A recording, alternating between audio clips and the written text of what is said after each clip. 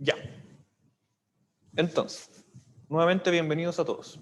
Les comento, si es que no han visto el otro video que subí de la clase que hice ayer sobre la sala. Les cuento cómo funciona esto. La sala híbrida se espera que entren en funcionamiento el próximo semestre. ¿Ya? Entonces, ¿en qué funciona este sistema? Tenemos la cámara que está ahí arriba, que es la que ustedes me ven, que es la cámara global. Es como una cámara de seguridad, en donde ustedes pueden ver tanto la pizarra como la presentación. Paralelamente, yo tengo esta pizarra de aquí, que ustedes ven marcada con negro. Ven una camarita acá arriba. Esto de aquí es lo que se llama como el captivo. Y el captivo corresponde a como una pizarra digital. Entonces, esta cámara de aquí lee lo que está en esta pizarra y lo proyecta.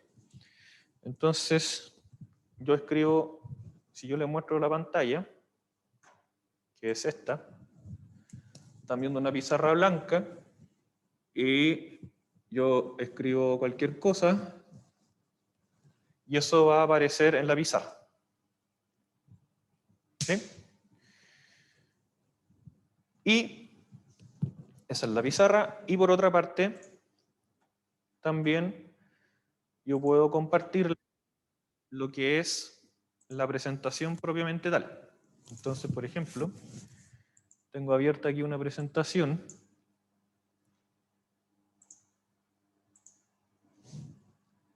Ahí. Entonces les voy a compartir esa pantalla. Y ustedes deberían estar viendo la presentación, ¿no?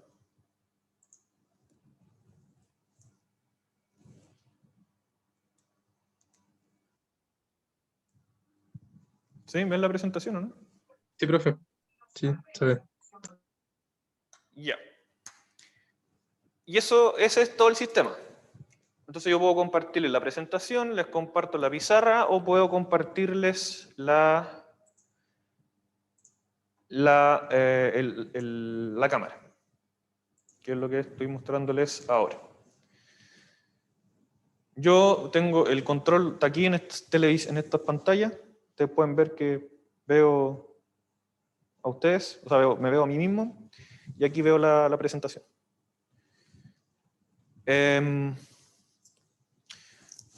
Este sistema lo probé ayer. Entonces, con ustedes quería probar cómo funciona el OBS. ¿Ya? Entonces voy a transmitirles por medio del OBS, que actualmente ustedes están viendo la cámara. Y esta cámara tiene un poquito de desfase con respecto a la cámara que les mostré en la proyección cuando les compartí la pantalla. ¿Ya? La gracia del OBS es que yo puedo compartir diferentes escenas. Entonces, por ejemplo, puedo poner la cámara.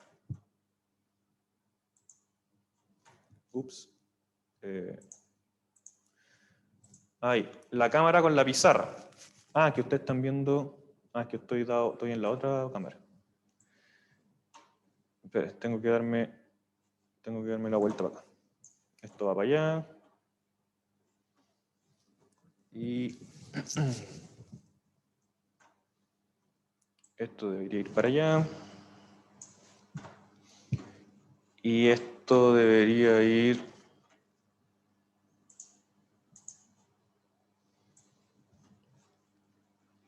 en la otra pantalla. Y esto debería ir acá. Ya, entonces ustedes me ven a mí y ven la pizarra en chico. Entonces ustedes pueden ver cuando escribo, que lo van a ver con un desfase con respecto a lo que aparece. No, ocurre como más o menos en la misma. a la misma vez. ¿Ya? Y aquí puedo hacer la combinación de las diferentes cámaras. ¿Ustedes me ven al derecho o me ven al revés? ¿Ahora? ¿O la pizarra? ¿La ven bien? Bien, se ve bien. Me ven al derecho, ya.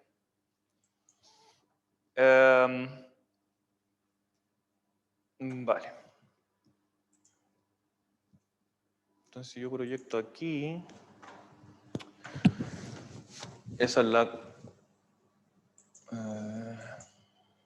cambiar la vista. Esta.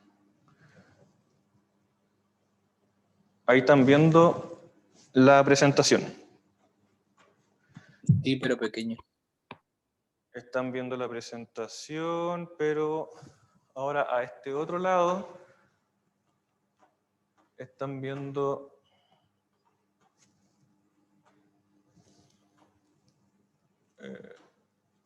cuando encuentro el mouse. Vamos a salirnos.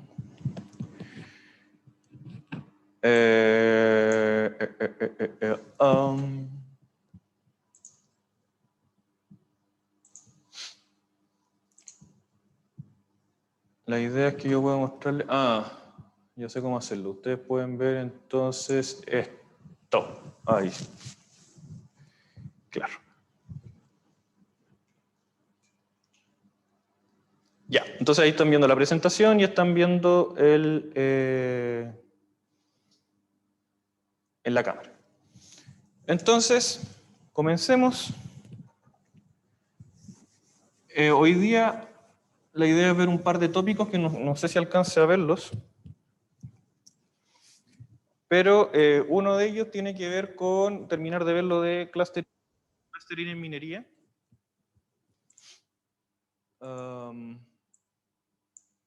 ¿Qué es lo que ustedes, qué es lo que estábamos viendo el día de lunes?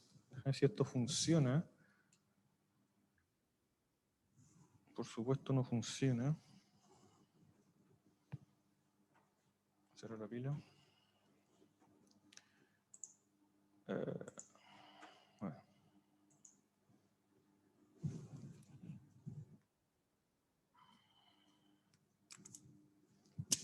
Seguramente se murió la pila. Bueno. Habíamos visto, alcanzamos a ver el tema de los indicadores y habíamos alcanzado a ver el tema de clustering en el espacio-tiempo. Y habíamos alcanzado a ver esto de aquí. Vamos a ver otra aplicación que tiene que ver con el peligro sísmico. Espérense que aquí es más cómodo, yo me imagino que puedan ver... no sé si lo pueden ver al revés. Esa no. Eso tampoco. Eso no. Ahí. Eso. Ahí me ven a mí y ven la presentación. Pero esto tapa un poco. Y ya. Entonces, vamos a ver un ejemplo de clustering aplicado a peligro sísmico, en donde lo que ustedes están viendo en la presentación, acá, es básicamente un resumen de lo que se hizo en este trabajo. El trabajo que está mostrado ahí de Cornejo. Esto lo podría quizás mover. Entonces lo que se tiene es, tengo un clustering jerárquico, ¿sí? En donde este árbol de aquí, lo que se muestra en el árbol corresponde a un dendrograma, que es esto de acá. Esto lo habíamos visto, que es básicamente un árbol en donde se van indicando las diferentes distancias que existen entre los diferentes clústeres, que se van formando este es aglomerativo, o sea, parten de todos los clústeres separados y llegan a un solo gran clúster. Y de este dendrograma pasamos a este gráfico que se encuentra aquí a la derecha, en donde tengo lo que se llama un nivel de enlace puro, que es una métrica que definen en este trabajo, y cuántos agrupamientos se van generando.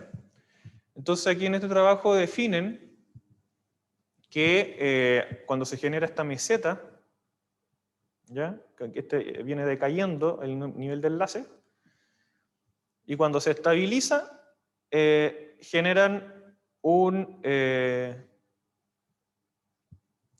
el límite para definir el número de clústeres.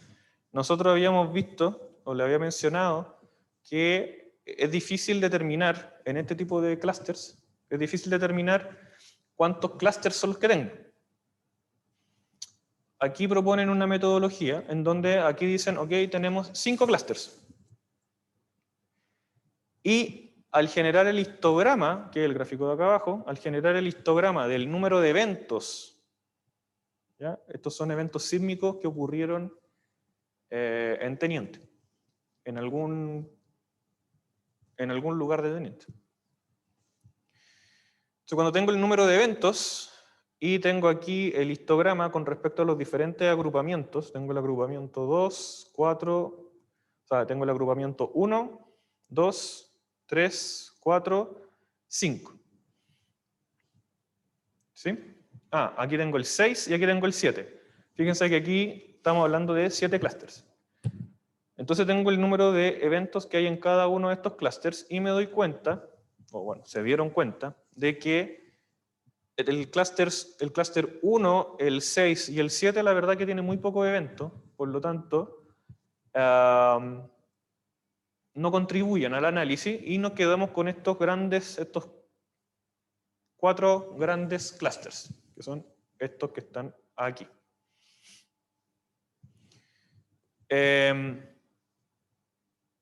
Y posteriormente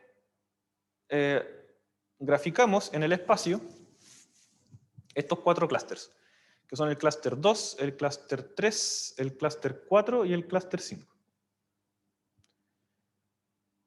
¿Ya? Entonces tenemos el grupo 2, 3, 4 y 5. Y se llega a esa distribución en el espacio sin haber hecho nada más. Solamente se genera solamente habiendo realizado el clúster.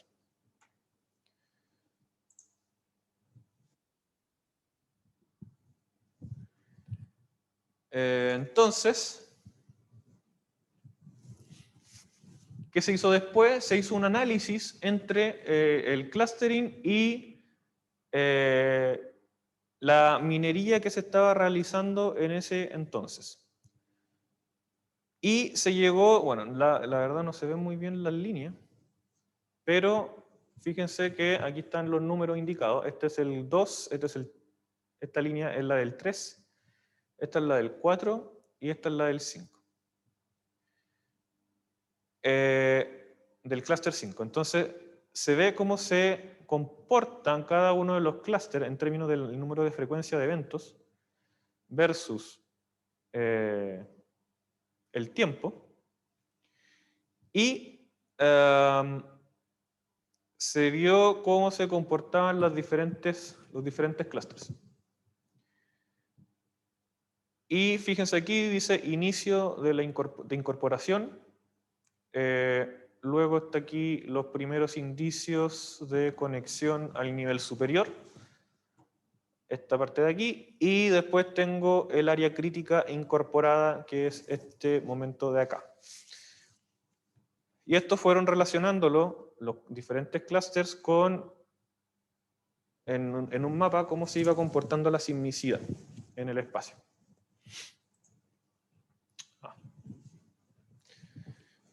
Entonces, si yo aprieto ¿funciona? Sí, funciona. Entonces los diferentes clústeres se analizaron y se encontró esta matriz para estos datos particulares, en donde se generó un peligro medio, o sea, bajo, medio y alto, en donde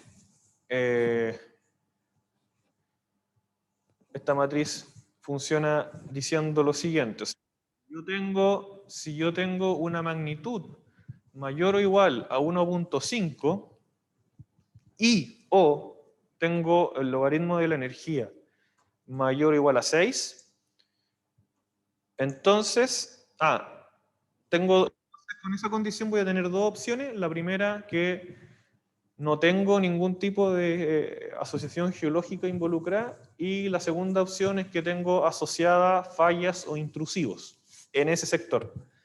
Entonces, si yo tengo eventos de magnitud mayor o igual a 1.5 y o el logaritmo de la energía que se está liberando es mayor o igual a 6, si no tengo geología, el peligro es medio, y si tengo geología involucrada o intrusivos o fallas, el riesgo es alto. Lo mismo pasa con la magnitud menor o igual, o sea, menor a 1.5 y con el logaritmo de la energía menor a 6. En ese caso, si además no tengo geología involucrada, voy a tener un peligro bajo, y si no, tengo un peligro medio. Entonces, dada esta situación, se pudo concluir que tengo un peligro estimado dado los diferentes grupos. Entonces el grupo 2 y el grupo 4 corresponden a sectores de peligro alto al momento de ocurrir un terremotito, al generarse microsismicidad. El grupo 3 tiene un peligro medio, y el grupo 5 tiene un peligro bajo. Entonces, cuando ocurre la sismicidad, dependiendo en el grupo donde esté ocurriendo esa sismicidad, yo puedo asociarlo a un peligro asociado a esa sismicidad. Esa es la gracia de poder trabajar con este análisis. Esa es una de las aplicaciones usando clustering. Ese era el clustering aglomerativo.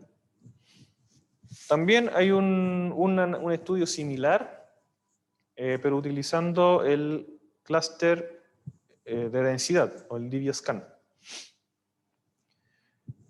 Entonces, lo que se hizo en este trabajo, que es el trabajo que está aquí de Rebull y Kohler, se caracterizaron los datos con la intención de separar los diferentes procesos sismogénicos, en donde se incluían parámetros como el Energy Index y la razón de energía de la onda S partido por la energía de la onda P, que es este término de acá.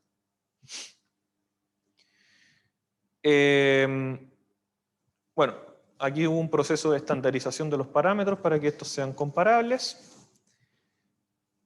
Eran solo valores entre 0 y 1, y se llegó a un histograma en donde se pudieron clasificar los diferentes sismos que ocurrieron en un periodo de tiempo que el periodo de tiempo aquí es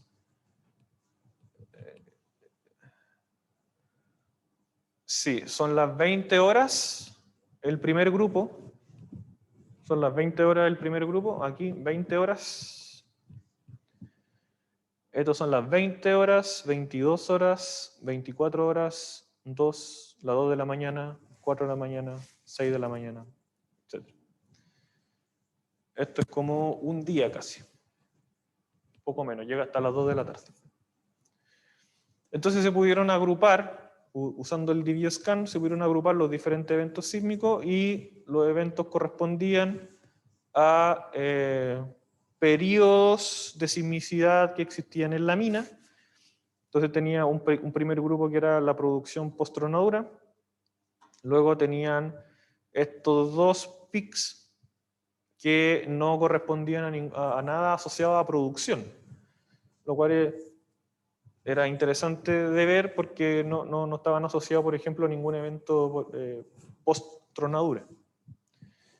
Y además en este grupo de acá se generó un evento de magnitud 1.3.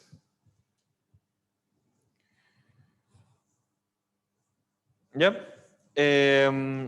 Ahí está también el histograma del día anterior y aquí les quería mostrar, en el fondo, la discusión que se genera en este artículo está en torno a si existía o no existía inestabilidad en el macizo rocoso.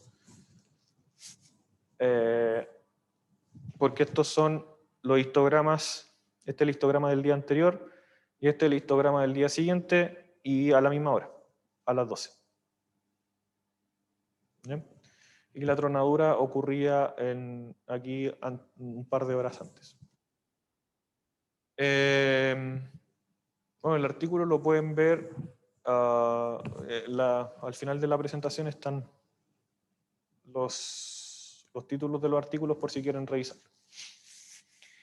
Y me queda, este no lo voy a ver porque aquí hablo de Support Vector Machine y eso no lo vimos, pero les voy a mostrar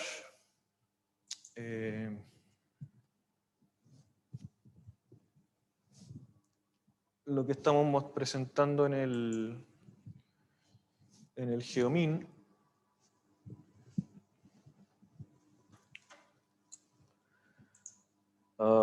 Que es... Tengo que encontrarlo. ¿Dónde lo tenía? Acá está.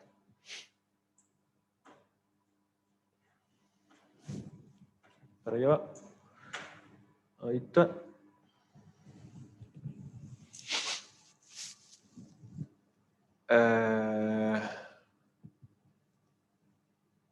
¿Descargué el PowerPoint o descargué la presentación? Yo descargué la presentación. ¿Hay consultas por el momento?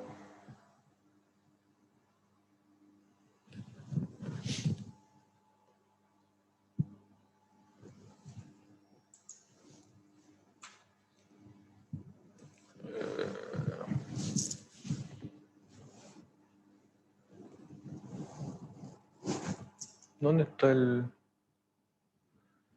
Ese. No lo encuentro.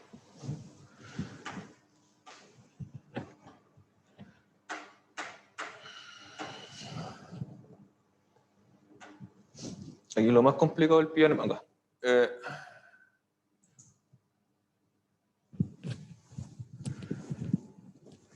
Vamos a... Ahí sí. Ya. Esto es lo que estamos presentando en el Geomin, que el Geomin está ocurriendo esta semana. Brevemente, no voy a entrar mucho en detalle, pero se tenía un depósito, son datos chilenos, datos geotécnicos que se tenían en una mina por ahí por la quinta región, y se tenían datos de sondaje con datos geotécnicos, principalmente el RMR y la presencia o no presencia de, bueno, en verdad, más que la presencia se tenía el tipo de estructuras. ¿Ya? Después nosotros hicimos un procesamiento de los datos y se pasó a un indicador de estructura. Bueno, había un montón de rocas involucradas. La gracia de este depósito es que correspondía a un depósito tipo manto, entonces era bien estructurado, bien estratificado. Y aquí el tema era que... ¿están viendo la...? Sí. Y aquí el tema era que en la mina utilizaban sus unidades geológicas como unidades geotécnicas. ¿Ya? Entonces, sin hacer mucho análisis, como las diferentes litologías eran bien distinguibles unas de otras, entonces ellos utilizaban esa información como su información litológica. O sea, como su información geotécnica, digamos, como unidad geotécnica de explotación. Entonces el análisis aquí era, bueno, su aproximación está bien, digamos, o sea, está bien que utilicen solamente la información litológica para definir sus unidades geotécnicas. Esto es relevante porque ustedes sabrán que en diferentes unidades geotécnicas, por ejemplo en Teniente, diferentes unidades geotécnicas están compuestas por diferentes litologías. Entonces, aquí queríamos ver si, bueno, efectivamente solo la información litológica era la adecuada. Entonces se trabajó en paralelo, en un camino se trabajó con una modelación implícita utilizando Leapfrog, que lo modeló un compañero de ustedes, Camilo. Y por otra parte, utilizamos el análisis de clustering, o sea, de análisis geoestadístico para poder estimar, hacer un modelo de bloque geotécnico. Este fue el modelo que obtuvo el modelo litológico, que quedó bastante bien, no quedó perfecto, pero quedó bastante decente. En donde se podían ver, digamos, las diferentes formaciones geológicas del sector. Y por otra parte tuvimos el modelo de bloques, que tenía esta forma, más o menos, usando kriging de indicadores. Se utilizó el co-kriging de indicadores, se utilizó la información de estructura y la información de RMR. Y la idea era que cada uno de estos bloques se le incorporara la información litológica modelada aquí. Entonces, teniendo la información tanto geoestadística, geomecánica, con el modelo de bloque, más la información litológica utilizando el modelo geológico, yo con esa información de los bloques utilicé un algoritmo de clustering que es el clustering ROC. Que la gracia de este clustering es que puede utilizar información de datos categóricos. ¿Ya? Y aquí solamente tenía datos categóricos. Tenía el RMR, que lo tenía como indicador, porque ustedes recordarán de sus clases de geoestadística que el RMR no es una variable aditiva, por lo tanto no puedo hacer kriging del RMR, sino que tengo que hacer el kriging de indicadores. Lo mismo con la presencia de estructura y la información litológica. ¿Ya? Que yo iba entregando ceros y unos dependiendo la litología.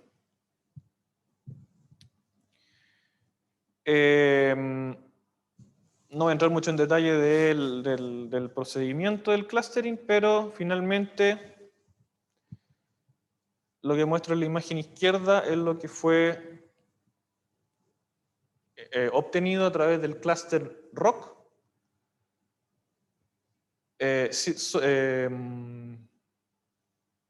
Utilizando la información litológica y la información geotécnica. Finalmente se llegó a concluir de que efectivamente con la información litológica era suficiente para poder determinar las diferentes unidades geotécnicas. ¿Ya? Un paso que no se dio aquí es poder, digamos, describir cada uno de estos clústeres. Describir cuál es la característica estructural, o sea, más que estructural, la características geotécnicas de los diferentes clústeres. Y eso. Ya, esos son algunos ejemplos de clustering. Me tengo que mover para acá, me tengo que mover para acá, me tengo que mover para acá. Entonces, voy a volver solo la cámara. Voy a cambiar de presentación. ¿Hay consultas mientras hago este proceso?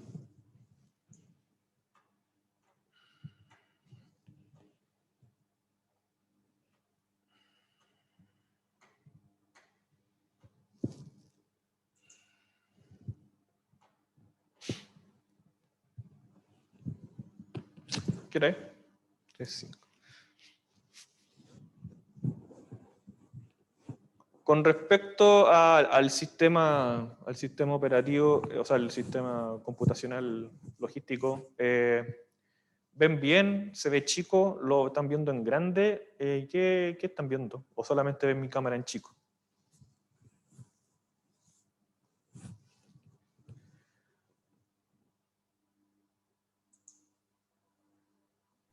Ahora lo estaba viendo usted nomás, profe. En grande. ¿Me ven a Profe, mí? se ve desfasado.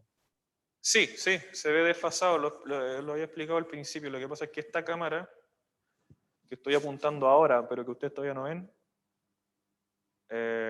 tiene harto desfase, la verdad. Recién aparecía ahí indicando algo. Esa cámara, por algún motivo, cuando yo transmito por el OBS, tiene harto desfase. Pero si yo transmito por la cámara normal, no tiene tanto desfase. Hoy día, claro, quería probar cómo funcionaba este sistema del OBS con el manejo de las diferentes escenas. Les pregunto a ustedes, porque a lo mejor preferirían solamente ver la presentación, o prefieren ver la presentación con cámara, o cómo prefieren que no esté tan desfasado el video. ¿Cuáles son sus predilecciones? ¿O da lo mismo?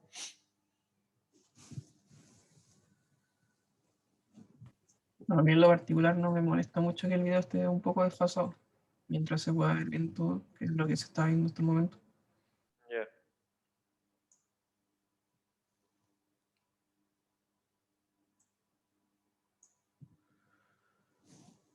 ¿Alguna otra opinión?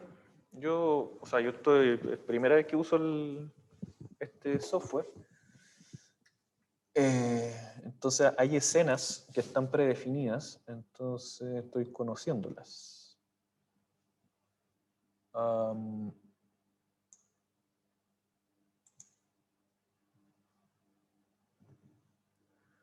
Porque ahí están viendo, claro, es el captivo, entonces, y este PC profesor, claro, más la cámara.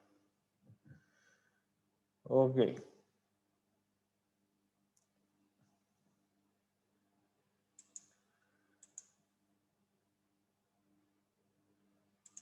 Es el PC profesor, es el captivo, bueno. Ya, ¿hay alguna otra consulta que vamos a cambiar radicalmente de tema? En la medida de lo posible.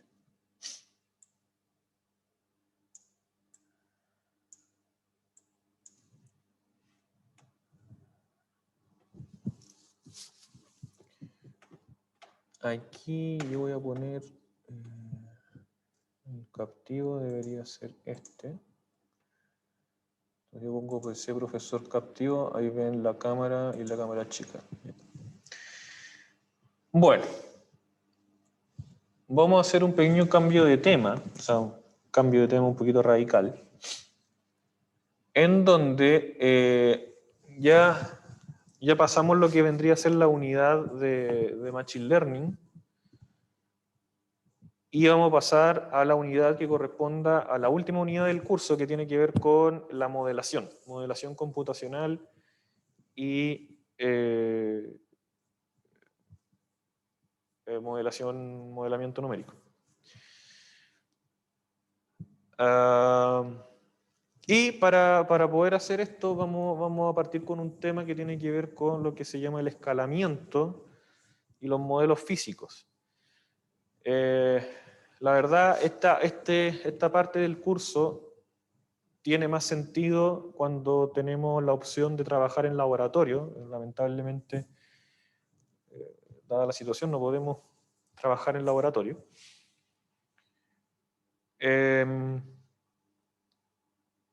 Pero se lo voy a presentar porque eventualmente les va a tocar, o les podría tocar, trabajar en algún experimento.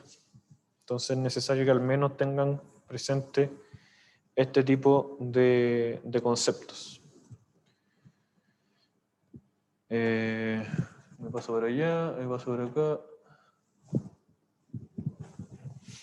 Lo más difícil aquí es encontrar el mouse entre tanta pantalla. Me paso para allá, aquí estoy. Vale. Ok, entonces el escalamiento corresponde a este tipo de metodología se utiliza bastante en mecánica de fluidos. Entonces, Sergio probablemente en fluidodinámica, quizás, no lo sé, haya visto este tipo de cosas. Pero se utiliza bastante. Si ustedes quieren saber más de esto, o verlo más en detalle, tienen que ver los libros de mecánica de fluidos clásicos, que son el Chin, creo que se llama uno, y el otro es el White, que eso a lo mejor lo han visto. El White, el clásico libro blanco gigantesco. El White sé que está en biblioteca virtual, lo pueden ver ahí. El Chin no lo sé. Entonces, la motivación en el fondo de este tipo de escalamiento es que, bueno, se consideren que una fuerza F que se le aplica a un cuerpo está en función de una cierta longitud L, una cierta velocidad v corta, una densidad ρ y una viscosidad mu. Que ustedes ya reconocerán que son típicos parámetros que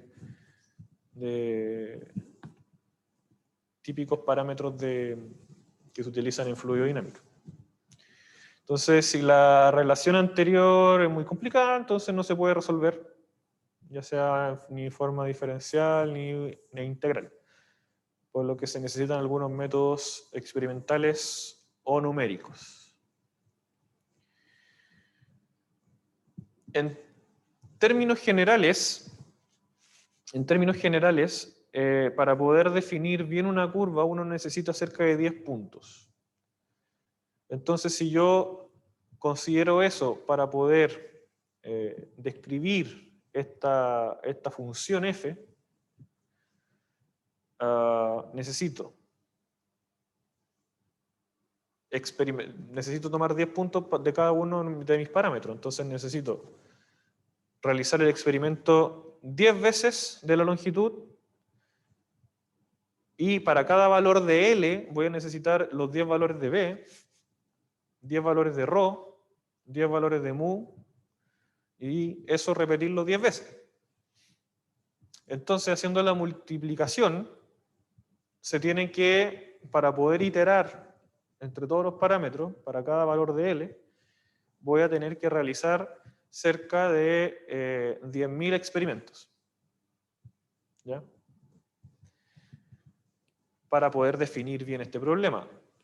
Y bueno, ahí les pongo un valor, no sé, si cada experimento vale, qué sé yo, $100, entonces estamos hablando de algunos millones de dólares que uno podría gastarse para tratar de definir, o de definir, claro, esa función f en función de L de corta, ρ y mu.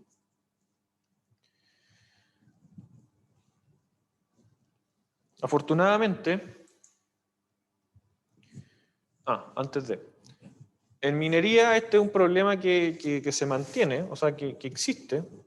Ustedes saben que yo no puedo experimentar en la mina. Y si se hace, es algo súper controlado y súper corto, porque cualquier cosa que se haga en terreno finalmente va a conllevar a que tenga que haber algún tipo de detención de producción, no se tenga que detener un sector, no se pueda ingresar. Entonces aparecen varios factores que complican el poder realizar cualquier tipo de experimentación en faena. Es por eso que existen alternativas de laboratorio. ¿Ya? Entonces, el ejemplo clásico es poder realizar imaginémonos el flujo granular. ¿Ya? El cómo cae el mineral en un punto de extracción. Eso, por supuesto, es difícil de estar controlándolo, estar midiendo o estar haciendo cualquier cosa en terreno, por supuesto. Pero existe toda una teoría o toda una metodología, más que teoría, una metodología de experimentación en donde que son estos, que utilizando arena, no arena del software, arena, literalmente arena, ¿no? Se utiliza arena de diferentes colores en donde uno puede realizar diferente experimentación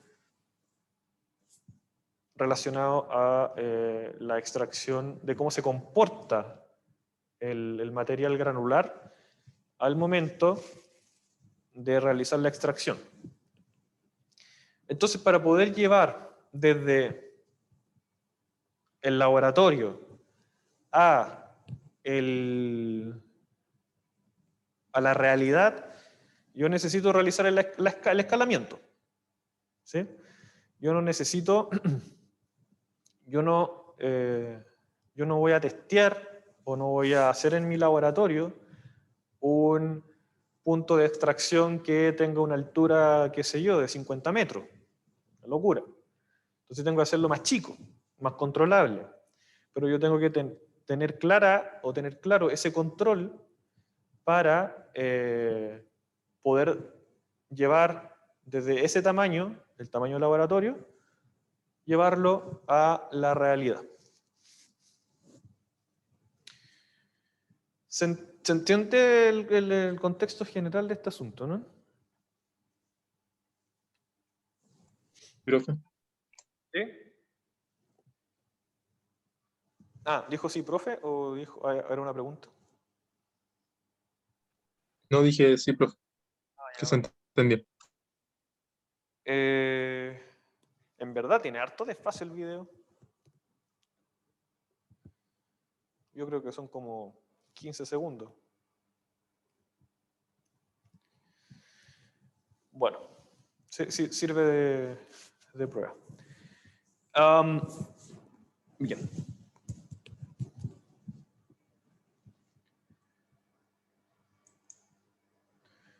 Entonces, para comenzar, estoy hasta las 50, ¿no? Sí.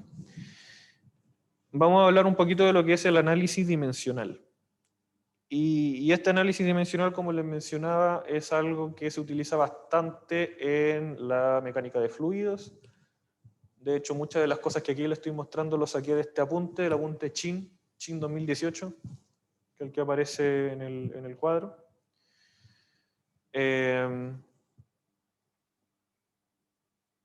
Así que, si quieren saber más detalle, lo pueden revisar. Entonces, ¿qué es el análisis dimensional según Chin?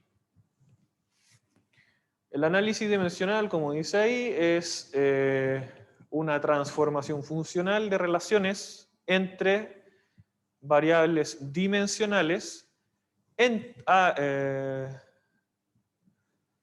y estas relaciones dimensionales llevarlas a una relación funcional entre grupos adimensionales. Entonces, ¿qué es lo que yo quiero hacer? En vez de trabajar con cada variable por separado, variables que tienen su dimensión, ¿cierto? Qué sé yo, la longitud, la velocidad tiene unidades de longitud partido por tiempo, la densidad tiene unidades de masa partido por volumen, etc. Entonces, en vez de trabajar con cada variable por separado, yo trabajo con un conjunto de variables que se transforman en variables adimensionales.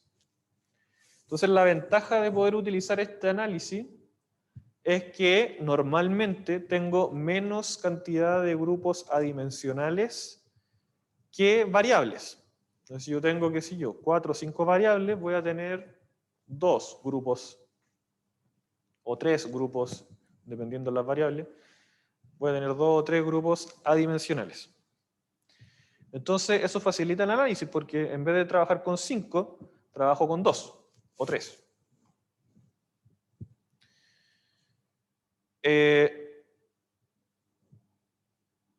Entonces,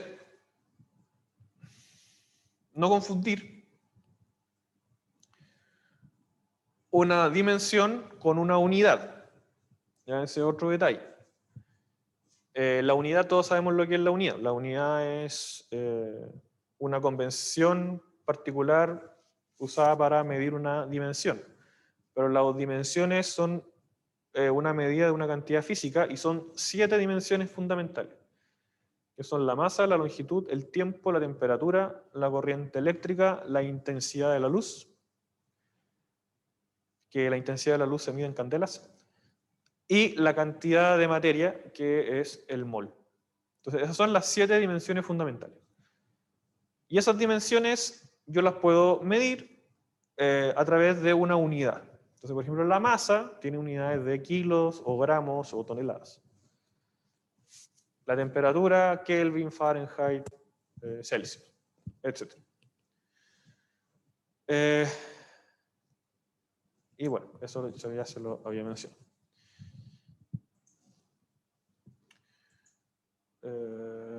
¿Dónde está el mouse? No, se me fue para allá. Entonces me muevo para... ¿Dónde está el mouse? El mouse.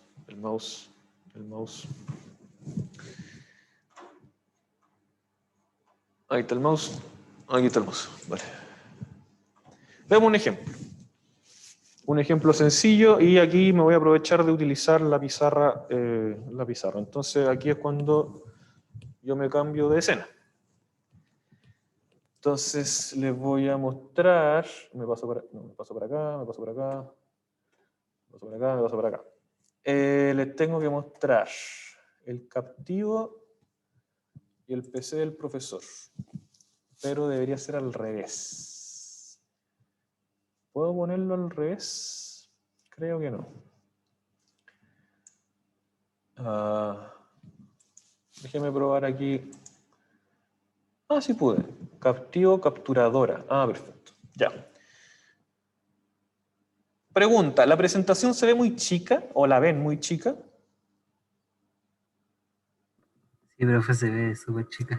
Yo la veo como pixeleada. Ya, se ve chico entonces. Y si yo pongo esta opción, mira, todavía estoy caminando en el video. Si yo pongo esto aquí, voy a escribir en la pizarrita chica, a ver si se ve bien. Si no me dicen. El que se vea...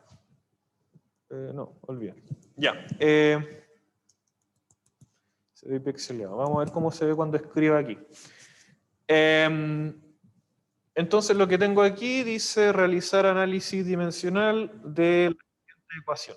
La ecuación, la voy a anotar aquí, es F igual un M punto, que es un flujo másico. Ya, aprovecho de preguntarle. ¿Se ve? ¿Se ve pixeleado? ¿Se ve chico? Se ve chico, pero se ve. Igual se ve un poco pixeleado, o al menos a mí.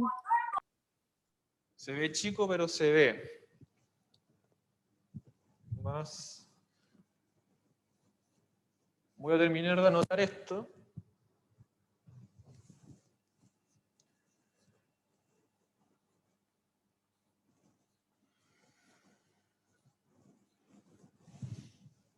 Ya, entonces se ve chico y probablemente con mi letra tampoco es que se entienda mucho, ¿no? Yo creo. Yo sí, no creo que funcione bien este asunto. Entonces voy a pasar al método, al otro método. Entonces si me dan un segundo, me voy a pasar... Tengo el captivo, ¿dónde tengo la cámara aquí? ¿Acá debería tener la cámara? No. La cámara. Aquí. Ahí está. Entonces yo les voy a compartir esa pantalla.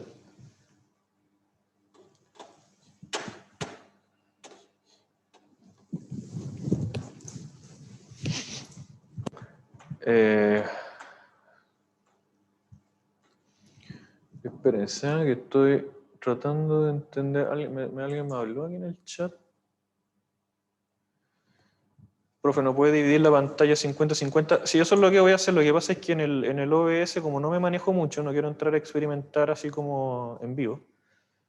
Pero lo que sí voy a hacer, y lo que sí puedo mostrarles, o sea, es dividir las pantallas, efectivamente. Voy a hacer eso ahora. Si me da un minuto, que tengo que dar vuelta aquí, esto lo voy a pasar para allá, esto lo voy a pasar para acá.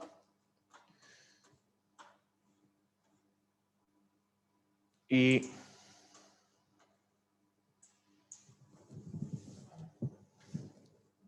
ahí. Y el zoom está aquí. Hago el zoom acá. Y voy a compartir acá esto.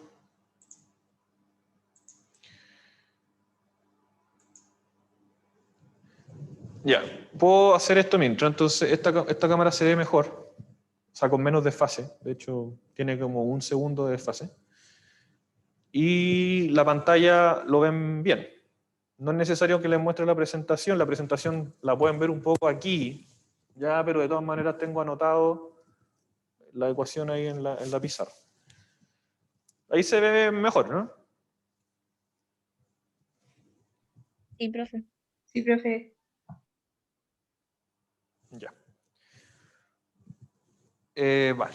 Entonces, lo que se pedía en el enunciado era hacer un análisis dimensional. ¿Sí? Entonces, el análisis dimensional es súper sencillo. O sea, este ejercicio simplemente es como para que sepan de qué estamos hablando. Vamos por parte. Cuando yo hago el análisis dimensional de F, nosotros sabemos que la fuerza es masa por la aceleración. ¿Sí? Y esas son las dimensiones, estas unidades son las que yo quiero hacer análisis de sus dimensiones. Entonces, la masa tiene unidades de masa. Entonces, eso normalmente se anota con una M mayúscula. Y la aceleración tiene unidades de velocidad. Velocidad por tiempo a la menos 2. ¿Sí? Y eso es como el análisis, la dimensionalidad de F. El análisis dimensional. Anotar básicamente en qué unidades. Anotar las diferentes dimensiones de esta fuerza. Y luego tenemos el otro lado. El flujo, el M,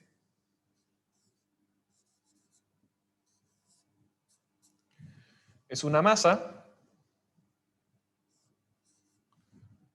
Como es un flujo, el flujo es por tiempo.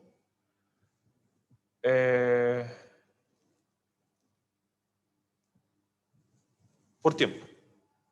Por tiempo al cuadrado.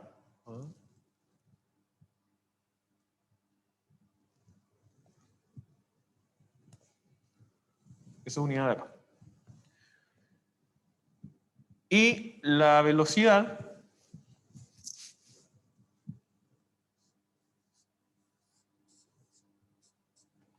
que son V1 o V2, son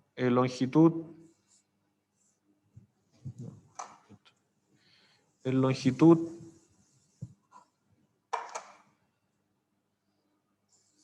por tiempo a la menos 1. Ah, este es tiempo a la menos 1, por supuesto. W es un ancho.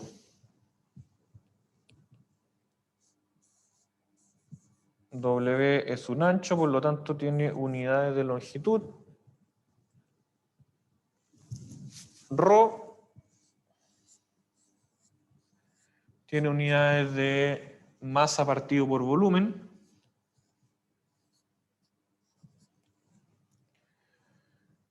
G tiene unidades de longitud partido por segundo al cuadrado.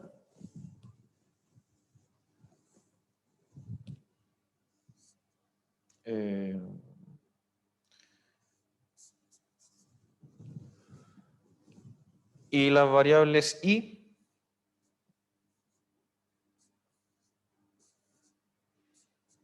tiene unidad de, eso, el i es una profundidad, entonces tiene unidades de longitud.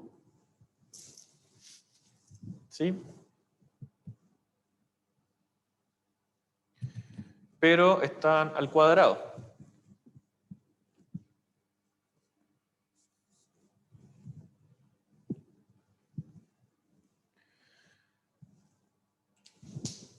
Entonces, es simplemente eso como primera parte, ¿no? Determinar estas cosas. Entonces, sabemos que este lado de aquí, sí me están viendo el lado derecho de la ecuación, yo voy a tener entonces W tiene unidades de longitud, el número 2 me da lo mismo, sigue siendo longitud, ρ es L cubo, el G tiene unidades de LT cuadrado, LT cuadrado, LT a la menos 2.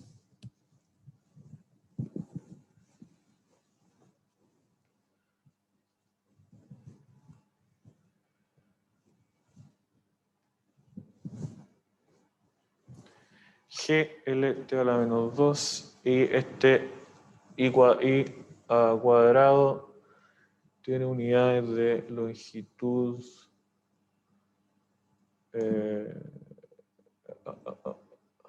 no, aquí me equivoqué, estos son unidades de longitud. ¿Me falta algo?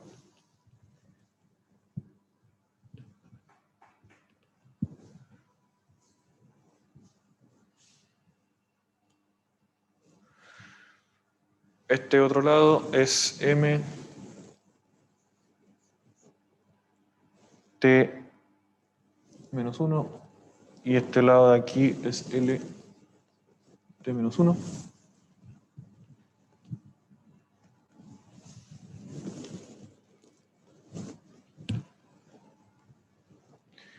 LT menos 1.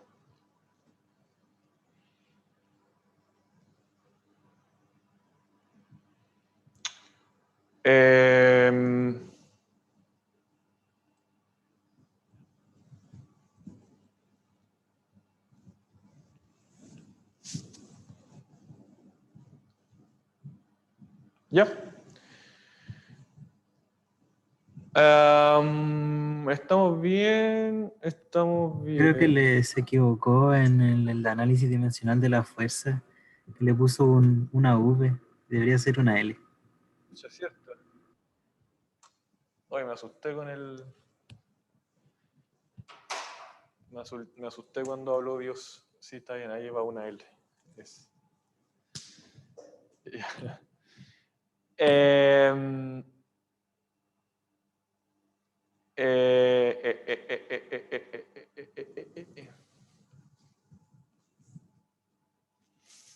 Bueno, aquí parece que yo me equivoqué, puse... Aquí en la unidad, las dimensiones de la variable, no importa que esté aquí al cuadrado, porque si no, ahí, variable i. A no ser que me haya equivocado en G, ¿no? En G está bien, ¿no? G, metros partido por segundo al cuadrado, y ρ, kilogramo de un metro cúbico. 2, 3.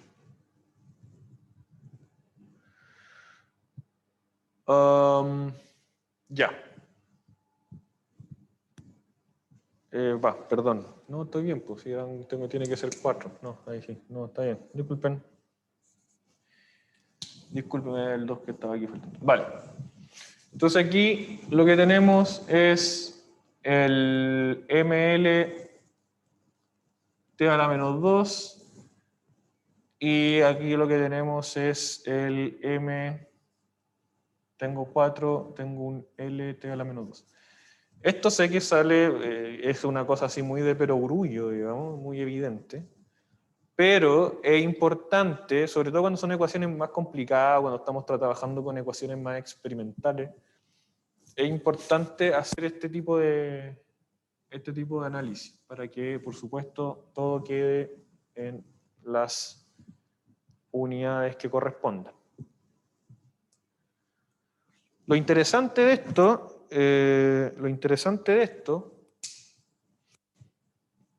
es en el caso de que es lo que sigue, que tiene que ver con, bueno, sé que las dimensiones calzan. Ahora lo que yo quiero hacer es reescribir esta ecuación, reescribir la ecuación F, pero dejarla adimensional, sin dimensiones.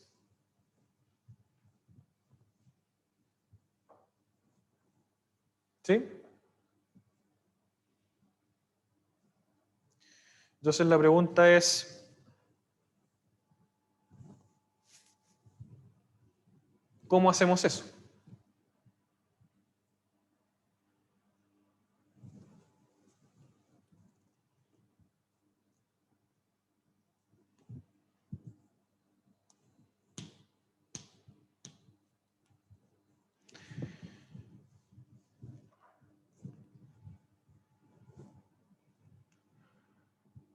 ¿Cómo dejamos la ecuación adimensional?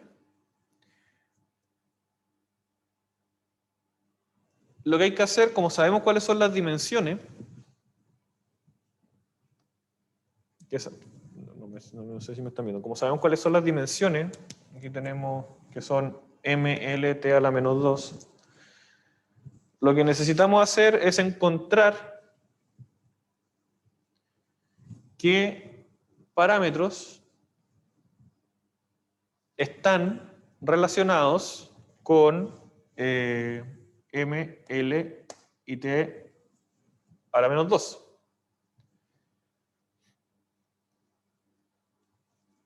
Y ese factor hay que dividirlo en toda la ecuación. Entonces, en este caso,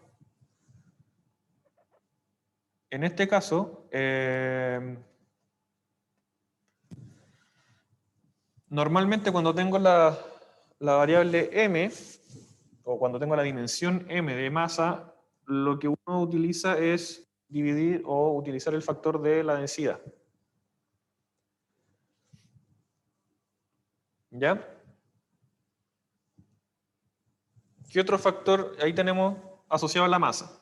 Aquí voy a anotar en chiquitito que aquí tenemos una masa partido por metro cúbico. M por L a la menos 3.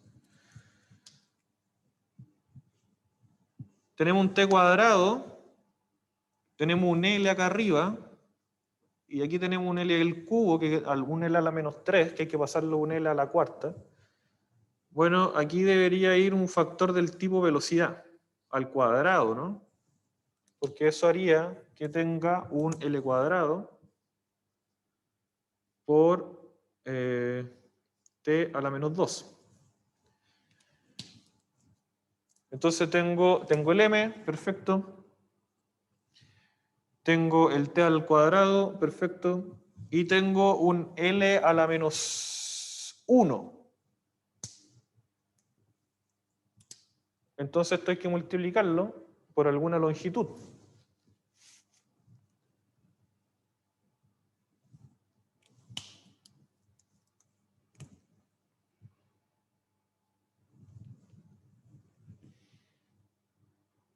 ¿Sí o no? L cuadrado, L a la menos 1, necesitamos que tenga una unidad de L y en este caso voy a ponerle la variable I al cuadrado, una variable I. Al cuadrado.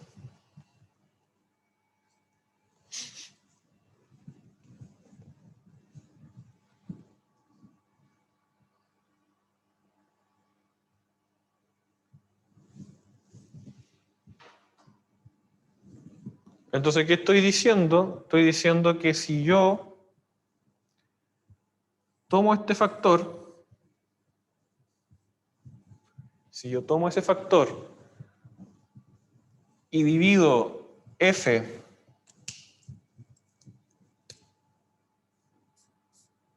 lo divido por rho b cuadrado y cuadrado, esto de aquí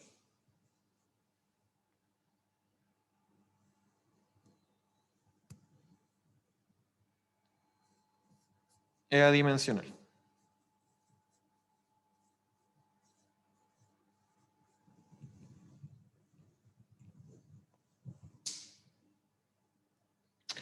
Entonces yo después, experimentalmente, lo que hago es trabajar con esto.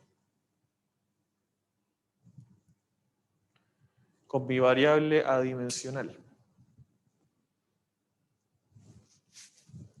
¿Ya?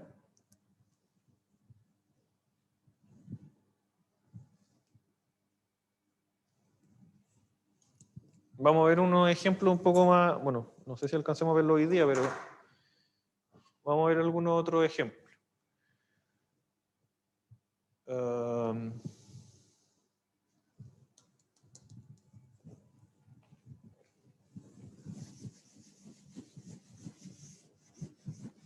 Insisto, esto se ve como muy de perogrullo,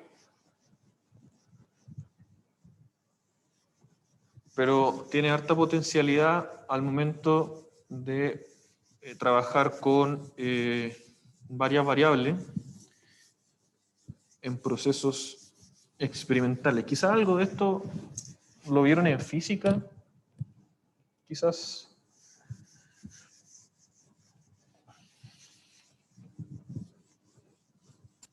Eso yo recuerdo que lo trabajé en fluido, al menos yo, profe, con el profesor Sergio. ¿Lo vieron con Sergio? Sí, ¿En qué parte, en qué ramo? en fluido dinámica yo lo vi el semestre pasado. Ah, diste fluido. Vale. Bueno saber.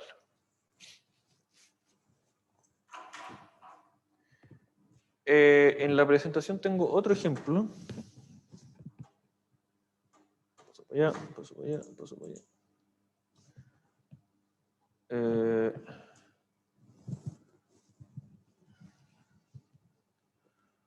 Rho B es bastante similar. ¿Ya? Se la voy a dejar para que la vean, para que hagan ustedes el análisis. La ecuación está en la lámina. Es F igual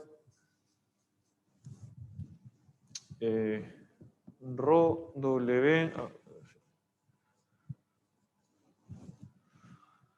donde W es un ancho, y 1, B1, B1 menos B2,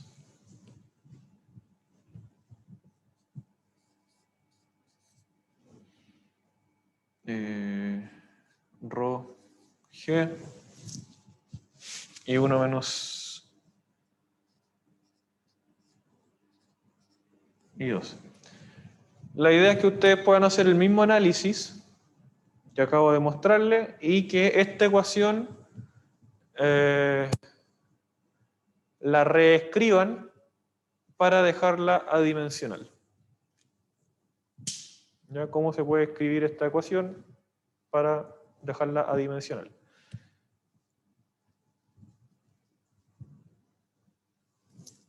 Que la verdad yo ya les di un adelanto en la ecuación del ejemplo anterior. Rho G, Rho G. Metro.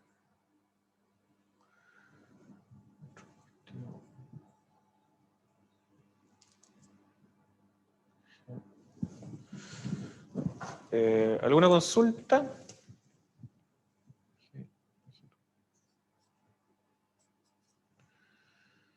Em,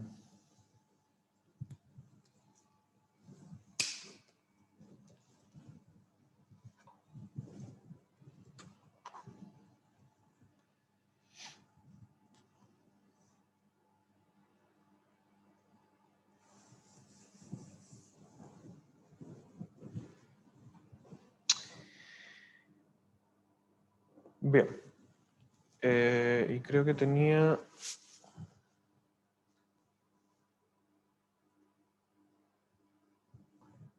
Ya, y tenía otro ejemplo, pero ya estamos en la hora. Ya. Eso por hoy. Ya estamos cerca de la hora para no agotarlos más. Eso. Hasta aquí por hoy. Si no hay consultas o dudas con respecto a cosas futuras del ramo, estaríamos hasta el día de hoy. Por el día de hoy. Entonces tengo eso y vale. Voy a dejar esto, hago la pizarra. Me están viendo a mí. ¿Hay dudas, no? Si no, estamos. Bueno, eso es importante. ¿Me pueden dar el feedback de esto? Del sistema.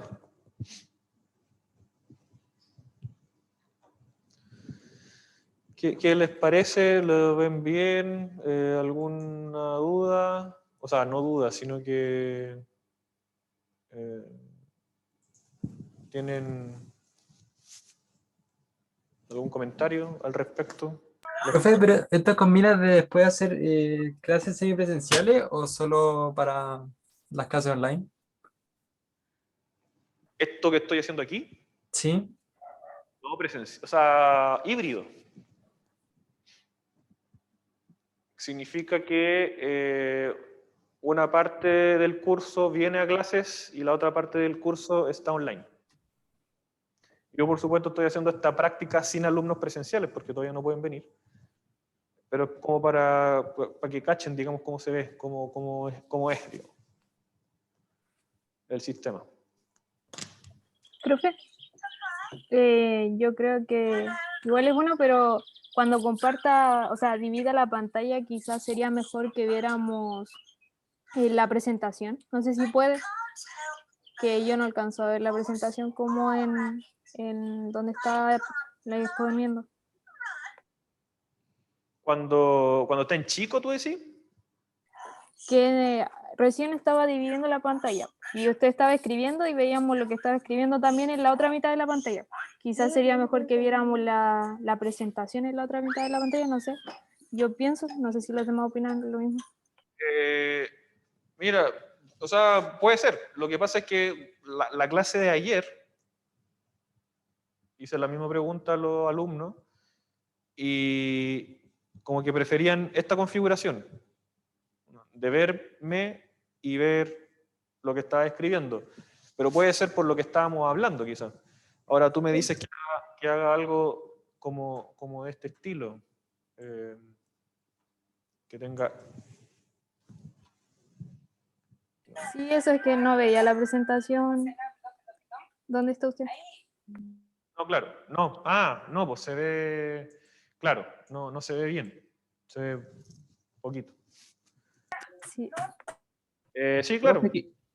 Profe, quizá, sumando a lo que dice Carla, a lo mejor poner la vista de usted en chico, por ejemplo, a un costado y tener la pantalla dividida, en este caso, con la pizarra y con la presentación.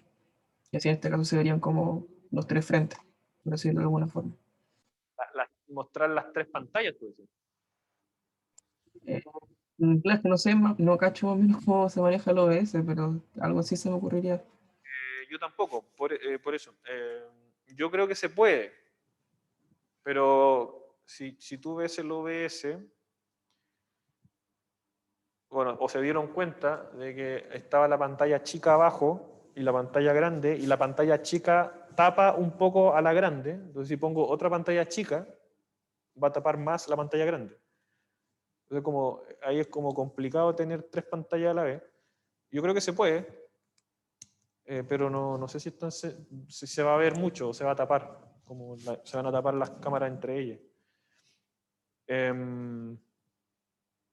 Claro, una opción es, a ver, no sé, voy a abrir aquí voy a abrir un PDF, porque si yo abro un PDF, ahí estoy abriendo un PDF, ¿sí? Sí, es lo que dice, que me imagino fue María Paz, ¿no? La que mencionó que haga, me debo llevar esto para acá, me debo llevar esto para acá. Entonces tengo, qué sé yo, el PDF con la clase, la pizarra y ya está, digamos. O eventualmente en una sola pantalla, porque en el OBS se ve igual chico, entonces tener el PDF así como en una mitad y tener la cámara en la otra mitad, algo como así. Ah, pero no se ve la cámara. Ah, por ahí una cosa así puede ser. O podría poner mejor donde lo vemos a usted, lo OBS, ¿sí? En la esquina de la izquierda, y no, ahí no taparía lo que usted está escribiendo, porque abajo no hay nada. No sé si se entiende. ¿Poner dónde, perdón? En la esquina inferior izquierda, donde se ve la pizarra, ahí no taparía nada. La esquina inferior. Pero aquí en esta pantalla que ustedes están viendo ahora. Sí. No sé si estoy entendiendo. La esquina inferior. Pero no la presentación, profe, su cámara, donde usted está. Ya corre. Y poner esto como estaba. Poner la pizarra. Y poner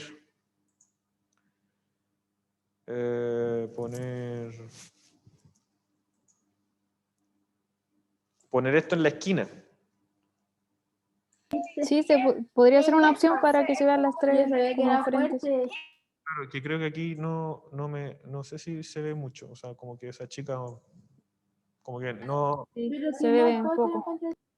como que la cámara no se reduce completa. Se reduce la ventana de Chrome, pero no se, pero me voy comiendo yo mismo. Sí, quizás no es buena idea. Y queda como complicado. Claro, lo que trata de buscar Pero, profe, ¿ahí dónde está la pizarra? lo que trata de hacer el OBS es, bueno, voy a dejar de voy a parar la grabación a todo esto.